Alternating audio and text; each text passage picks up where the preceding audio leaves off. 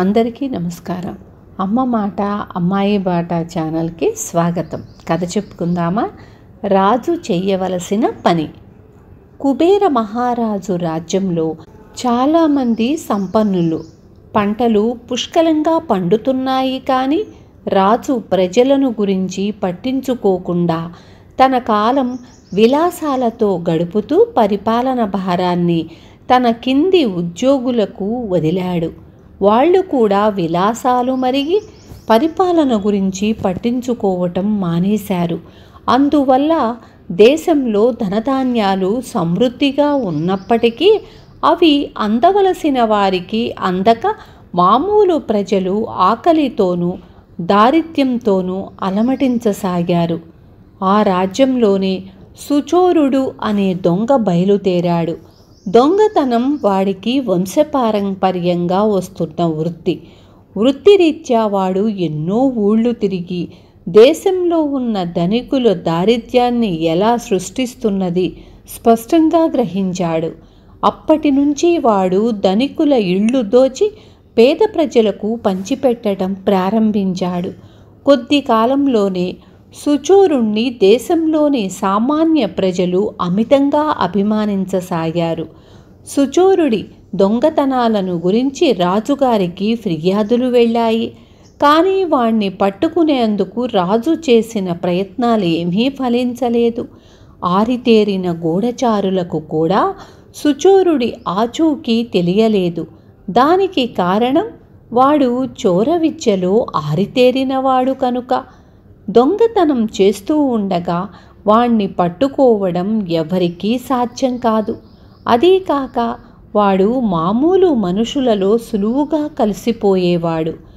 అనేక ప్రయత్నాలు విఫలమయ్యాక రాజు సుచోరుణ్ణి పట్టుకున్న వారికి 1000 వరహాలు బహుమానం ప్రకటించాడు. దానివల్ల కూడా ప్రయోజనం లేకపోయింది. బహుమానం మొత్తం 1000 నుంచి 10,000 వరహాలకు, 10,000 నుంచి 1,00,000 వరహాలకు పెంచబడింది. అయినా సుచోరుడి ఆచూకీ చెప్పినవాడు లేడు. వాకబ్బు చెయ్యగా తెలియవచ్చిందేమంటే సుచోరుడికి సామాన్య ప్రజలలో మంచి పలుకుబడి ఉన్నదని, 1,00,000 వరహాలిస్తామన్నా వాడి రహస్యం ఎవ్వరూ బయట పెట్టరనీను. అప్పుడు రాజు ఇంకో పథకం ఆలోచించాడు.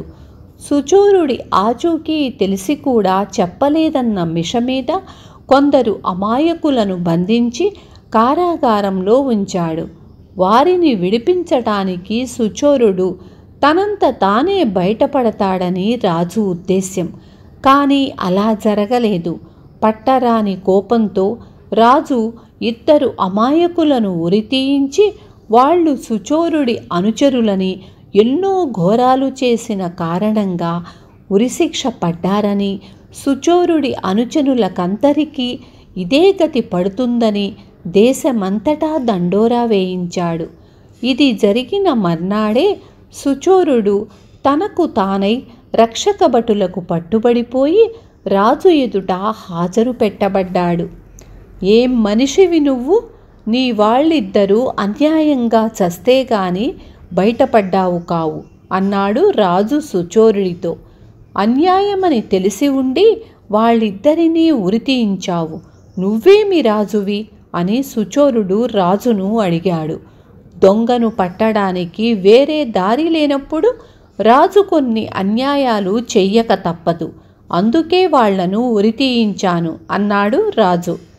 దొంగను పట్టడానికి వేరే దారి ఎందుకు లేకపోయిందో ఆలోచించి చూశావా అని సుచోరుడు మళ్ళీ అడిగాడు. నీ దగ్గర దోచిన డబ్బు ఉంది కదా, ప్రజలకు లంచాలు పెట్టి ఉంటావు అన్నాడు రాజు. లంచాలు ఎంతని ఇవ్వగలను? ఎంతమందికి ఇవ్వగలను? స్వార్థంతో ఎంతమందిని నా వాళ్లను చేసుకోగలను? నేను దొంగనే కావచ్చు, కానీ రాజు చెయ్యవలసిన పని నేను చేస్తూ ఉండడం వల్ల ప్రజలు నన్ను రాజు కన్నా ఎక్కువగా అభిమానిస్తున్నారు. నువ్వు 1,00,000 వరహాలు ఆశ పెడితే వాళ్ళు లొంగలేదు. 1,00,000 వరహాల కోసం నాలాంటి మనిషిని వాళ్ళు వదులుకోరు.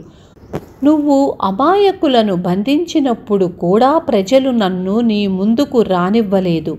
అమాయకులు బలి అయిపోయినా వాళ్ళు నన్ను వదులుకోవడానికి ఒప్పుకోలేదు.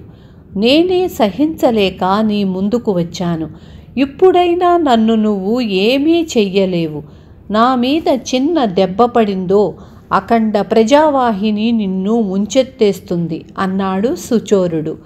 అతని మాట రుజువు చేస్తున్నట్లుగా అతను పట్టుబడ్డాడని తెలిసి లక్షలాది ప్రజలు అన్ని వైపుల నుండి రాజధానికి వచ్చి సుచోరుణ్ణి విడిచిపెట్టాలని నినాదాలు చేస్తున్నట్లు భటుల ద్వారా రాజుకు తెలిసింది.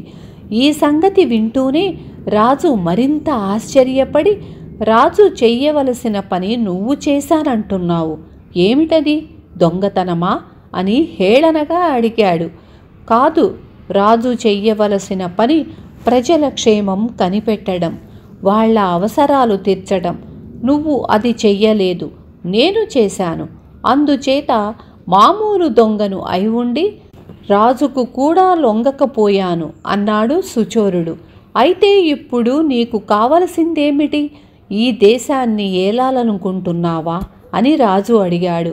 అంతటి సమర్థత, అలాంటి కోరిక నాకు లేవు.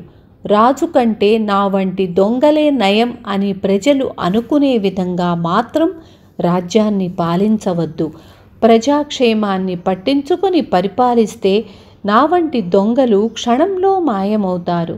ఇంతకన్నా నేనేమీ చెప్పలేను అంటూ సుచోరుడు అక్కడి నుండి వెళ్ళిపోయాడు. కుబేరుడు వాణ్ణి బంధించే ప్రయత్నం చెయ్యలేదు. ఒక దొంగవాడి పాటి పేరు, అభిమానము ప్రజలలో సంపాదించుకోలేకపోయిన తన చేతకానితనానికి సిగ్గుపడి ఆయన అప్పటి నుంచి విలాసాలు కట్టిపెట్టి శ్రద్ధగా రాజ్యాన్ని ఏలసాగాడు. విన్నారు కదా. రేపు మళ్ళీ ఇంకొక మంచి కథతో మీ ముందుకొస్తాను.